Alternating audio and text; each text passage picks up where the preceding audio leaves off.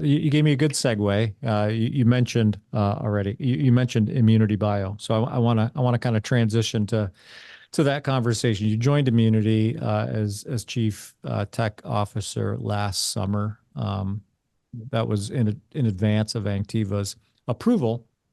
So multi-part question. We'll take them one at a time. One, how did you come across the opportunity? What landed you at Anktiva?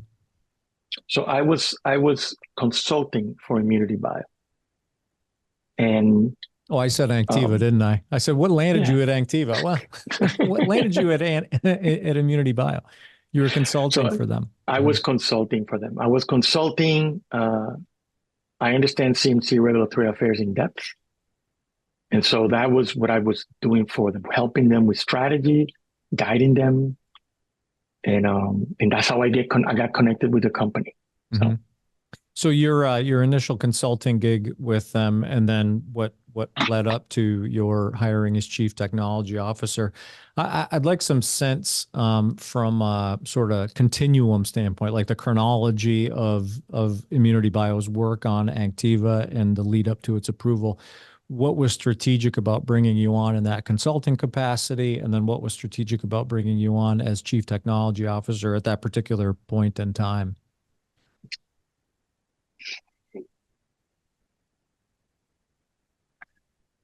the CMC aspects of the BLA just needed that connection with a regulatory affairs expert. Mm, That connection was needed. Somebody to bring in not just a technical perspective about there's all because there were, I mean, BLAs are complex projects, and there was just a lot of know-how around the BLA. But I think there was there needed someone sort of needed to just kind of distill what we were trying to do and sort of guide it. I mean, in CMC and provide that distillation of what needed to happen to the senior leadership of Immunity Bio. mm, And that was key. That was because I mean the you know the senior leadership of Immunity Bio understood what needed to happen. They understood. It was just a question of can somebody just sort of coalesce this strategy and I mean it was just a lot. The review was the review was it was intense. The review was intense. The and I understood it. I but I and so what I did there with that was able to two pieces, right? I was able to first just gain the trust of the team because I wasn't going to come in and sort of this holier than thou mindset. I don't work like that. So I needed to just let me get the lay of the land and understand who knows what, work across the team and begin to put people at ease with what Enrique is trying to accomplish. mhm. And so I did that with the team. I did that with my manager. And ultimately, I did it with the senior leadership of Immunity Bio, which was key. The folks like the CEO, the chairman, the COO, they eventually got to a point where like this guy knows what he's doing, not just technically and regulatory, but he also has this calming influence of being able to sort of bridge the various disciplines and work with the senior leadership to get things done. Yeah. That was, and that's again, it goes back, Matt. I was taught all that. I was uh, somebody took me under their wing and showed me how to work with folks in positions of power. And even when you know more about the specific topic than they do, there's a certain way that these things need to be conveyed for people to feel at ease with you. And then ultimately, they make a decision whether to follow your advice or not as a consultant. Hmm. And that was another thing. That whole year that I consulted expanded muscles and grew muscles that I didn't know I had. When you're a consultant, again, it's a different gig. You're not making decisions, but you want folks to have a very clear um, very clear path and options for the decisions that you're asking them to make. Mm-hmm. So I mean that was the first piece, and then ultimately an opportunity opened up, and and and that's when they made a decision. They said, we would like to potentially bring you on as CTO, and by that point, the complete response letter had happened and everything else. But I understood again after a year of work, fairly in depth, what needed to be done, and then I had the relationships to be able to work with those folks. It wasn't something that I was going to do alone, and I Yeah. knew it. Yeah. Um, when you entertain the opportunity to become a full-time employee, was there a party that was like, well, I'm kind of enjoying this consultancy thing. Like, I'm able to, like you said, flex and grow these muscles. Not ultimately, decision-making power does not fall within me. But I like the guidance I can offer. Was there a party that was kind of like, maybe, I don't know. We'll So stick. no, I actually felt the opposite. I wanted to be part of a team again. I really did. I Mm, I felt um I really felt like I because that was what I was used to. I was used to, Matt, when you work this hard on something this complicated, it becomes part of you. yeah. You're so invested in its success that you, and so that's how I felt. I was elated actually when they came, Mm, and it was a surprise. But I said, hey, and then I had laid out what I thought needed to happen, and very quickly got assimilated into the company. yeah. So Yeah, that's awesome. Tell me about when you're invested in a project and you're invested in a team and you're invested in a company and you're making good progress and you're seeing light at the end of the tunnel, and then you receive a complete response letter. What's the prevailing emotion? What's the prevailing intellectual reaction? Like, give me some color on that experience. You're the I look on mean, your I the look. the first word that comes to my mind is loss, Yeah. but not like you lose, more like just the sense of loss that you know you sort of get to that point, and you're sort of taken back a little bit at the outcome. Hmm. Um, so I had been in multiple marketing applications, and I had worked on some that had not proceeded to approval, but it was primarily because of the something happened on the efficacy side. Um, this was primarily a CMC thing, and so for me, again, it went from loss to very quickly that same night, Matt. I tell you, that same night, immediately my wheels began turning very quickly, and just reading the whole thing and assimilating and making plans in my head immediately.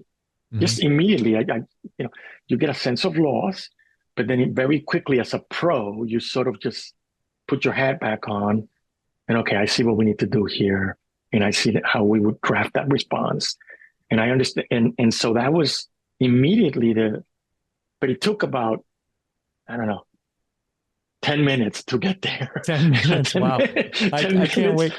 I can't 10 wait. minutes to, it was just because you're shocked, you're in shock. Sure. You know, Yeah. you're in shock, and then all of a sudden, you get the document and you begin, okay, okay, I understand what we need to do.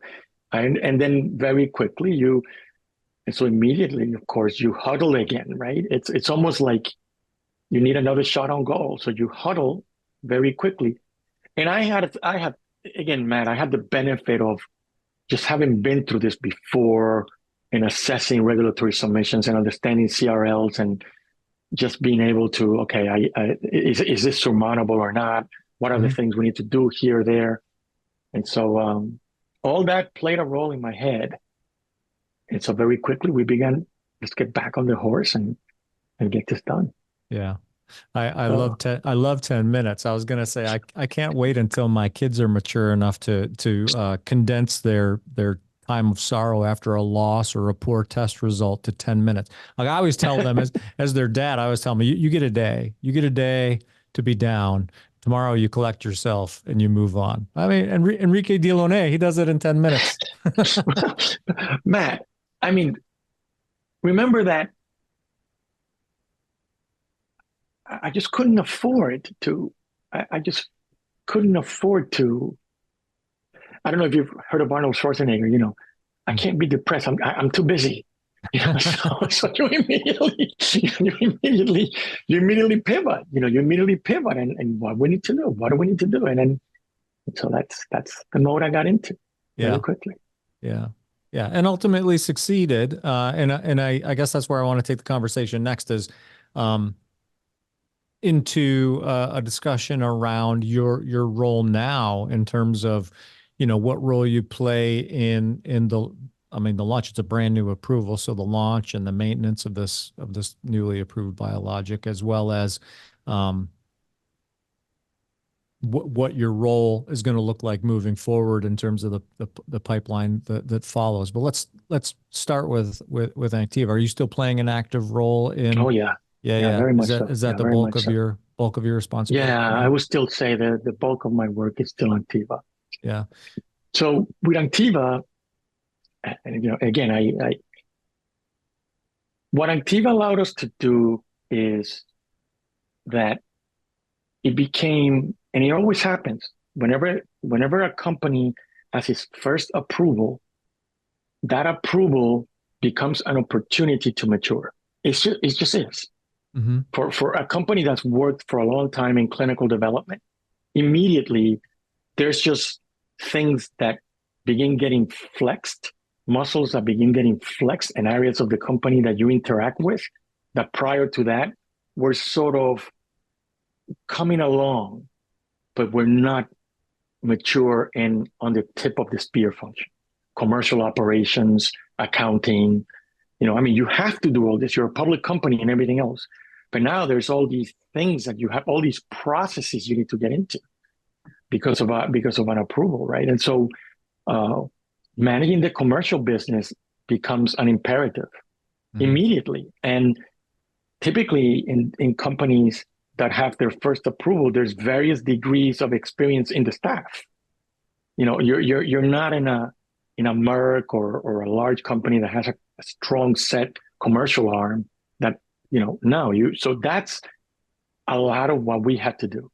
Yeah. And I in manufacturing operations, but also working with my colleagues in other business units. And then, of course, Matt, very quickly, fast, enabling distribution and launch. Yeah. The approval is not where technical operations finishes, right? Then we very quickly have to pivot to getting product ready for distribution and subsequently getting in the mindset of all the department heads that commercial operations basically begins to just take over your life, begins to Mm-hmm. take over your work life. You still need to manage all the clinical development, but commercial operations, if there's anything with commercial ops, it takes precedence. Yeah. And that was, in my opinion, the biggest shift. What are some of the? I mean, we could teach a college dissertation, I'm sure, on the tasks and responsibilities of a chief technical officer in terms of commercial operations. But what are some of the keys? Like when that happened and that became your focus, what were some of the key perhaps decisions that you and other leadership at Immunity made, whether it be hires or bringing in thought leadership in new areas, bulking up in terms of staff. What were some of the keys that are enabling the successful translation from approval to commercial success? Because I mean, that's a yeah, no, stumbling no, block for a lot of I get it. people. I get it. The number one is the right expertise in supply chain. Mm. From an operations perspective, it is a function that is basically during the clinical years, you're basically labeling, producing and labeling clinical supplies and distributing them, right? So it's sort of that's what you're doing, and then you have to manage. Immunity bio is vertically integrated, so we have all these facilities that we have to manage and all that. But then once you get to commercial operations, the supply chain team is key. There's Yeah. just a lot that you have to understand insofar as distribution. You have to work on order to cash, order fulfillment, things like titles, 3PLs, all these things that you could work a lifetime in clinical development and you never get exposed to. Yeah. You're never exposed to that kind of thing. And so all those things related. And then, of course, then what happens is supply chain sort of leads some of this, right? But you need quality control, you need quality assurance, you need external manufacturing, all these other functions that need to understand the trivial things, Matt, change controls, deviations, whatever it is. All these quality processes all of a sudden become limiting reagents. You have to move in a compliant GMP way, but you have to move the product in order to get the order fulfillment and all these other things that when you're over here, you're primarily concerned with avoiding drug holidays in any of your clinical trials. That's the Mm-hmm. key. You want consistent supply of your clinical material. Over here is more increasingly becomes the lifeblood of the company. Yeah. And so that vision, you need to make it very clear to folks so that they crystallize, because many folks have never worked in a commercial environment. Did you have to bring on additional staff in terms of supply chain and quality, or were you able to work with the staff that you had that had been managing the So that's a work in progress. Yeah. Yeah. That's a work in progress. It's again, it's inevitable that some areas we need this person focused on commercial or and of course, when you are at this stage of the company, you get immediate buy-in. Mm-hmm. I need somebody completely focused on Antiva in this business function. I can't have this person be worried about clinical supplies or anything like that. And of course, it immediately happens. So, which is again, it just people understand the urgency. Yeah. And unless you've worked in commercial operations, it's difficult, Matt. Development folks don't have typically don't have the same level of urgency, in my experience. Yeah. Because it's just the time frames are just longer. The time frames are longer. The work is, I mean, it's not that the work is, urgency. There's like an urgency continuum, right? Like Exactly right. The urgency, the long-term urgency is there. The patient, the urgency to create patient benefit is certainly there, but there's not necessarily a dollar figure or a survival aspect that's imminent, like Yep. in this commercial capacity. Yep. And Yeah. quarterly earnings. Yeah. That Wall Street immediately, all these things. So it's okay. So and I understood that. I understood that was coming. And so that was another key transition for us. Mm-hmm. So, and so far so good. So far, so good. Yeah, it's early. It's so far, early. so good. It'll be Yeah. it'll be great to watch. I mean, it's early, but in this short time frame since approval, and I mean, a lot of this work, the preparation happens, I'm sure, before when the writing begins to appear on the wall, you start to mobilize.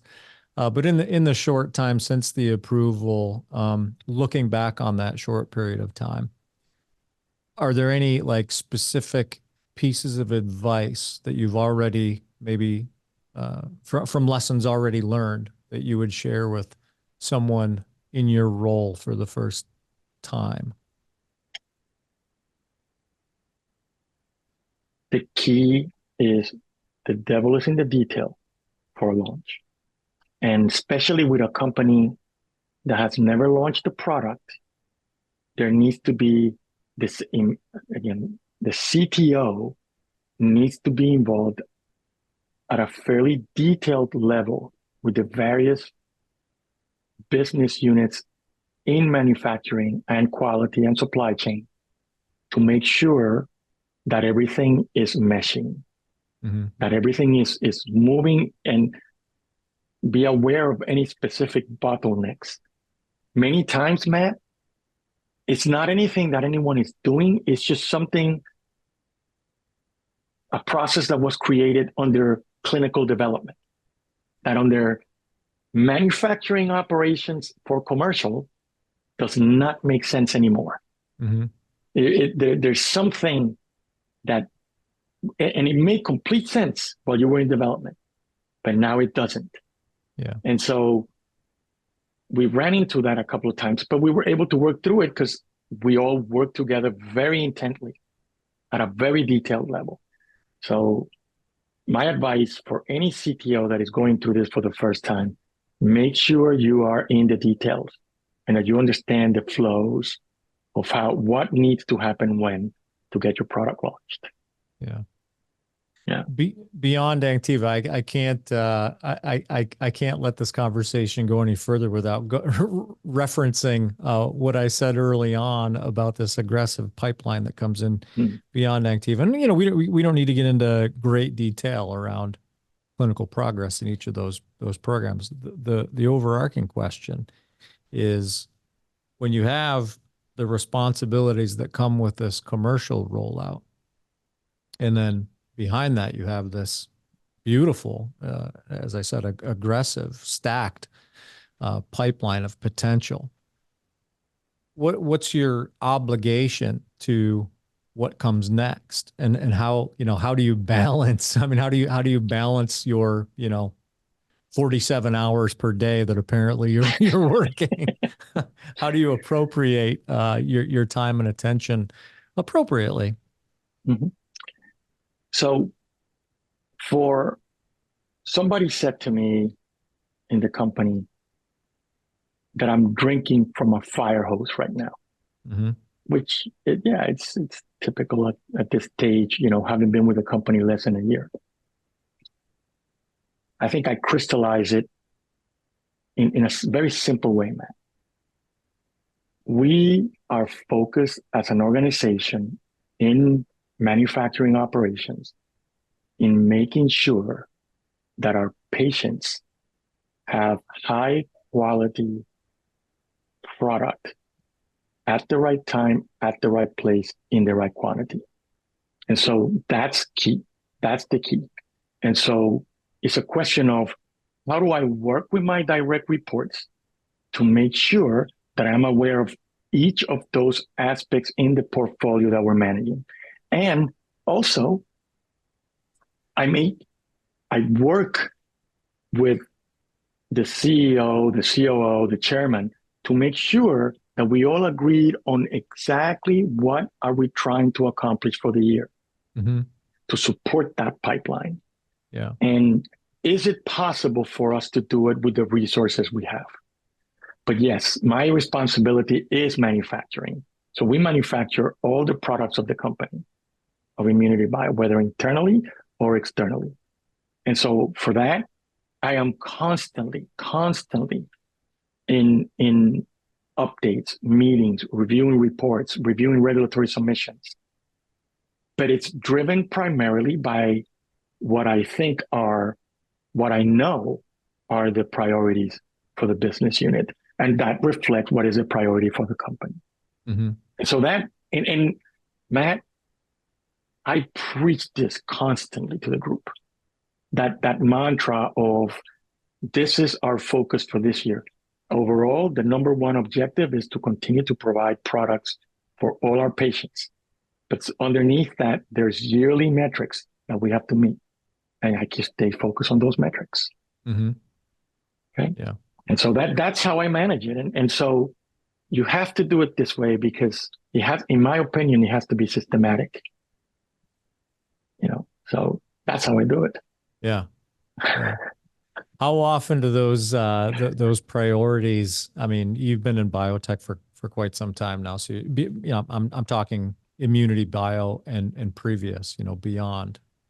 Uh, how often are you reassessing and perhaps adjusting those priorities? I mean, it's got to be depending on the market. There's so many factors, right? Depending on the Hmm. market and the patient population and the competitive landscape, priorities often shift and change. Do you have to be on your toes in terms of like, Oh okay, yeah, these are our yeah, priorities for this yeah. year, and maybe 6 months down the road we'll be like, we're gonna shift that priority a little bit. Well, but then yeah, but there's also processes that we've instituted to keep track of this, Mm-hmm. formal and informal, to make sure we are aligned with where the company is going. And so it's a constant thing. It's a constant, it, it, um, constant conversation. Many times, and what happens many times, Matt, is that there's conversations at my level and maybe one level below, and they don't go any further Mm-hmm. because we're just assessing things, right? Yeah. And you're assessing various things. Okay, are we going to pursue that? And there was a little bit of a flurry of activity around a particular indication or a market or something, and it takes place. You get pulled into it, but then 2, 3 weeks later, no, there was a decision not to move forward with that. So you have to be judicious in what you bring to your staff so Mm-hmm. that the staff remains focused. Yeah. And so but as a C-level executive, you just have to go with the flow on that. You have to, it's part of the armor that you have to have built in order to succeed in this role. Yeah. And so, um, and I'm doing the same thing for the folks that report to me, my direct reports. It's the same thing. But what I say is the staff, it wouldn't have helped me when I was an associate scientist at Roche to understand all the strategies that we're pursuing. I Yeah. just needed to do my testing. I Yeah. needed to do my testing and remain focused. And so that's sort of the mindset that I've sort of created within manufacturing operations so that people are focused on what we need to do for the day. Sure. Now, do I still talk about the high level objectives? Yes. The Yeah. high level objectives are here, but and then once in a while, Matt, if you need to shift and accommodate the actual plan, that's done systematically. Well, this trial or that trial didn't give us what we needed, so we're going to pivot to this. And then we work it in a very systematic and very open so that folks understand what is happening. Mm-hmm. And it's just, oh, I see. Okay, so we have to readjust that direction. And instead of making this, we're producing that, or instead of doing that submission, we're working on this other submission. Yeah. So, but so that's how we do it. Yeah. So All right, we're running a bit short on time here, Enrique. So I got just a couple more questions for you, and then we'll wrap things up. sure. If you're looking at sort of your immediate short term future in terms of what's next for you in immunity bio, what does that look like? Like what's going to keep Enrique's plate full for the next, I don't know, 6, 8, 12 months and beyond? So I mean, it's still going to be Activa. Yeah. It's additional indications and additional territories. We got it approved in the U.S. We just announced in the shareholders meeting that we're going to EMA. We're going to EMA with Activa. So that's Mhm. a huge endeavor. Yeah. And then there's additional indications that we are pursuing. So that continues to take and will continue to take quite a bit of my time and quite a bit of the team's time to be able to go through that. But there's also metrics that we have for the other products, for the other platforms, specific things that we have committed ourselves to. We're in the middle of those right now. They're very intense. And so we have to get those done. And so I'm, again, keeping my pulse on those things. Yeah. It's just, just constantly discussions on a daily basis, man. Yeah. To the point where we understand what is happening on the manufacturing floor. You have to, you go that far. And so, um, it's just what you have to do. I lied. I have more than two more questions for you because you brought it up. You brought up the move into EMA. You good on time just for a few more minutes? Sure, sure, All right. sure. What do you have to do to tool up to go do business in Europe and approach the EMA? Do you have consultants on the ground over there? Have you hired like EMA, people with EMA regulatory experience? Is that something that you bring to the table from previous experience? I'm just curious. Like So, when you, so I've done marketing applications in Europe before, but yes, the company is it's as a business, we need to line up things in Europe in order to be successful. So that's part of what's happened. mm-hmm, Um, what is happening internally with a lot of with the marketing application is that there's just now more people that need to get up to speed with the product. And that's a big thing for me. From a CMC perspective, I need to make sure that the folks that ultimately are going to go and help us get the marketing application approved from a CMC perspective have the background. Matt, it takes months to be ready for something like that. mm-hmm. And so that's a big one of my big priorities right now. I have to get the team ready for that application. I can't wait. By the time the application is sent, it's too late. Mm-hmm. So that's part of what we're doing now.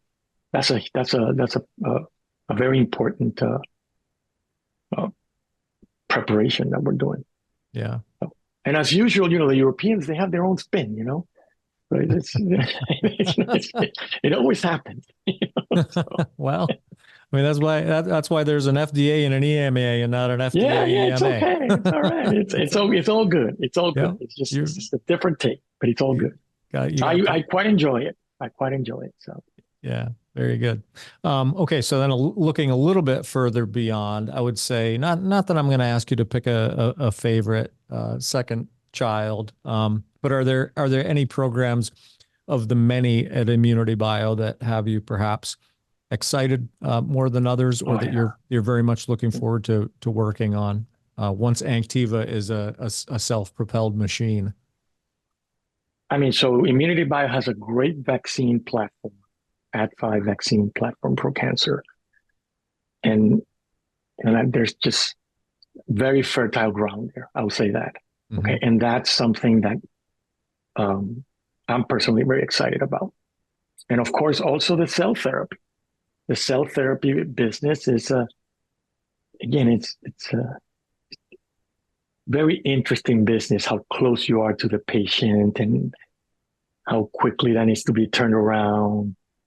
The the logistical challenges, the um, it's simple things, Matt. Like how do you release those things quickly so that you can dose the patient quickly? All Yeah. these things are things that um, have me very excited, and we're working on right now. I mean, it's just, and that was one thing I didn't say that at the beginning, but I'm sort of a jack of all trades in CMC. I've done every modality, Yeah. and so that was another thing that excited me about Immunity Bio. It was just a good fit. They didn't need somebody who's solely focused in a particular technology, but somebody who was able to move around in the various technologies that they have within their portfolio. So yeah, and so we're doing that now. And again, on a daily basis, Matt. Oh, and Enrique, today we have to do this on this product, that on that product, and this on this other product. And you just go through your day. Sometimes I mean, I'm sure you know this, but my day is booked from beginning to end with meetings on 10 different topics. Mm-hmm. And so you just need to keep your head and go through each one of them. that I learned in small pharma.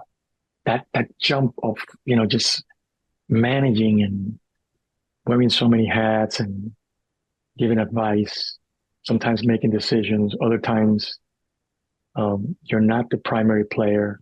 It's a process scientist who understands better, way better than you, specifically what needs to happen with that chromatography column. And you just have to question and guide him through the answer.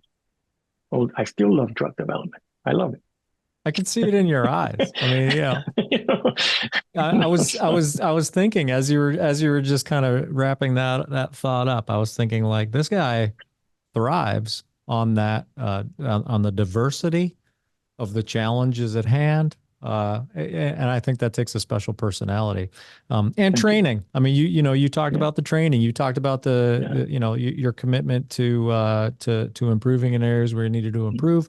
But I think underneath all that, I mean, you're a special guy who's doing special work, and I can Thank you. appreciate just watching you as you speak, the way that the way that you thrive on it. So Thank you. I Thank you. I Appreciate it. uh I mentioned that I had Dr. Reddy on the show several weeks ago, several episodes ago. I believe it was 197.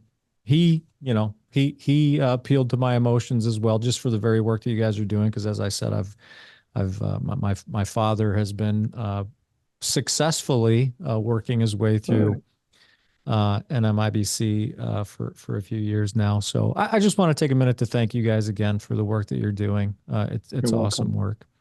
Welcome. And I want to thank you for your thoughtful and contemplative responses and transparency to my questions today. You've been a good sport. Thank you. I appreciate it, Mac. I really appreciate the opportunity. Yeah, we'll have you on again. You're one of my favorite companies now because of this emotional soft spot I have. So we'll get you back. Thanks a lot. I look forward to it.